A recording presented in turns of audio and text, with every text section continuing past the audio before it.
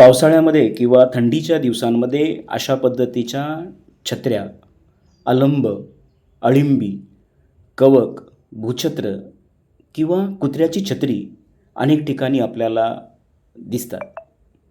निसर्गामध्ये या सगळ्या भूछत्रांची मोठ्या प्रमाणात आपल्याला वाढ झालेली दिसते. यातील काही भूछत्रे ही अगदी जाळीदार असतात, काही शुभ्र काळसर रंगाच्या असतात, तर काही गदेच्या आकारासारख्या असतात, तर काही फुलांसारख्या सुद्धा त्या ठिकाणी आपल्याला दिसतात. यातील काही भूछत्र आहेत ही खाण्यासाठी योग्य आहेत, काही औषधी वनस्पती म्हणून उपयोगी येतात, तर काही विषारी असतात. यांचा व्यास साधारणपणे 8 सेंटीमीटरपेक्षा जास्त असतो.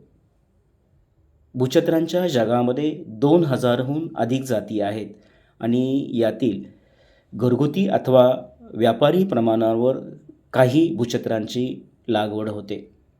भूछत्र हे कवक असून कवकांच्या वरच्या स्तरातील कोणत्याही खाद्य अथवा अखाद्य मांसल कवकाला भूछत्र असे म्हणतात.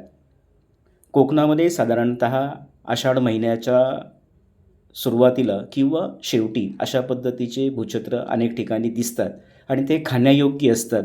मात्र योग्य पारख असल्याशिवाय ही जी भूछत्र आहेत ही खाऊ नये. आषाढ महिन्यामध्ये उगवणारे रानांमध्ये असणारं जे भूछत्र आहे, जे पांढरं शुभ्र असतं, त्याला अलिंबी म्हणतात आणि तेच फक्त खाण्यासाठी योग्य असतं.